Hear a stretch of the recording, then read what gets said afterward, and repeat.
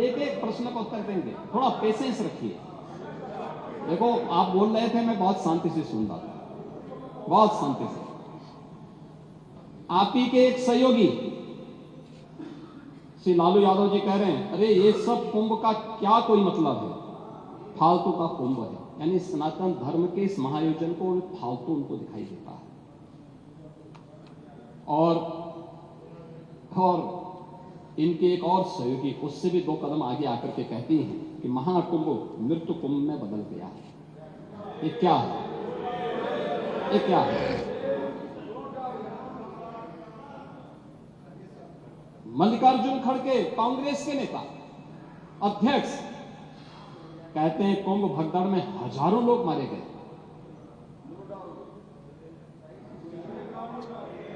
और जया बच्चन क्या कहती हैं? ये समाजवादी पार्टी की नेत्री है। इस देश में अभी सबसे बड़ा मुद्दा महाकुंभ भगदड़ की घटना है। उन मृतकों की सही संख्या बतानी चाहिए और जनता को सफाई देनी चाहिए। उन्होंने आगे क्या बात कही? उन्होंने कहा व्यवस्थाएं आम आदमी के लिए नहीं बल्कि वीआईपी के लिए थी।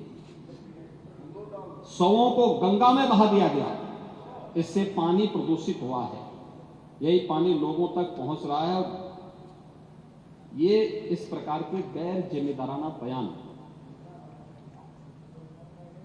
समाजवादी पार्टी, कांग्रेस, आरजेडी और टीएमसी के नेताओं के द्वारा सनातन धर्म के जुड़े हुए सबसे बड़े आयोजन के प्रति दिए गए।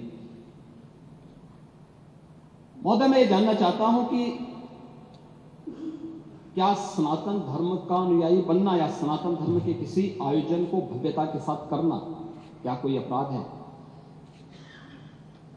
उस आयोजन को उन सीमाओं के साथ, उस आस्था को सम्मान देकर के आगे बढ़ाना क्या कोई अपराध है? और अगर अपराध है तो हमारी सरकार इस अपराध को कर रही है और आगे बढ़ेगी। मेरा यह मानना है कि महान कार्य को 3 अवस्थाओं से गुजरना पड़ता है। याद रखना, उपहास से, विरोध से और अंततः स्वीकृति से। और स्वीकृति का इससे बड़ा प्रमाण क्या हो सकता है कि समाजवादी पार्टी के राष्ट्रीय अध्यक्ष भी जो शुरू से विरोध कर रहे थे, अंततः चुपचाप जाकर के डुबकी लगाए। नेता प्रतिपक्ष भी हाँ, मैं अच्छी बात है, आपका अधिकार है, आपका अधिकार है ये। मैं तो आपको अधिकार दे रहा हूं। मैं ही कह रहा ना, नहीं 13 में आप नहीं जा पाए थे, क्योंकि 13 में जब आप जा रहे थे तब तक आपको फोन आ गया था, आप वापस हो गए, नहीं जा पाए थे। नहीं जा पाए, आप वापस आ गए थे। लेकिन इस बार आप गए थे, मुझे अच्छा लगा। आपने उत्तर प्रदेश सरकार की व्यवस्था की सराहना की और आपने मुझे प्रत्यक्ष नहीं लेकिन स्पीकर साहब को धन्यवाद दिया कि अच्छी व्यवस्था। आप देख रहे होंगे व्यवस्था करने में हमें कठिनाई हो रही है, लाइन लगी है, लोग, हर व्यक्ति आना चाहता है और उन सबका हम स्वागत भी करेंगे। हम व्यवस्थाएं दे रहे हैं, हर प्रकार का प्रयास कर रहे हैं अपने स्तर पर। लेकिन आप दूसरों को उपदेश दे रहे हैं लेकिन चुपचाप स्नान करके चले आ रहे हैं। ये बड़ी विडंबना वाली स्थिति है। और अच्छा होता पूरे समाजवादी परिवार को लेके गए होते, आगे पीछे चच्चों को भी लेके चले गए होते, तो कम से कम 2013 में तो मैं उनकी मजबूरी मान सकता था।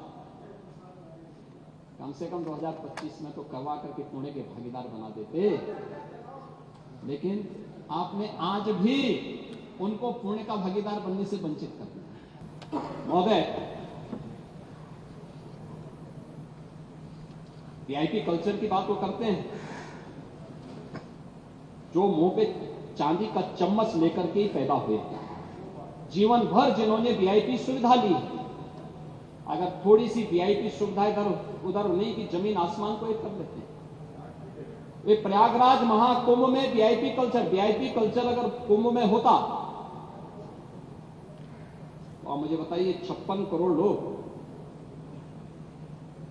इन 38 दिनों में, इन 37 दिनों में, 37-38 दिनों में क्या त्रिवेणी में आस्था की पावन डुबकी लगा पाते हैं?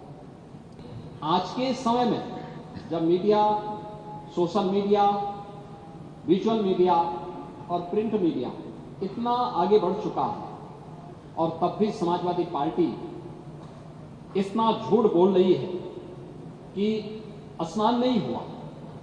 और मेरा कहना है कि महोदय, राजनीति में थोड़ा बहुत प्रहसन चलता है, लेकिन प्रहसन को ही राजनीति बना दिया जाए, ये न्याय नहीं है। और मुझे लगता है कि महाकुंभ, आप प्रश्न खड़ा कर सकते हैं, शासन पर खड़ा करिए,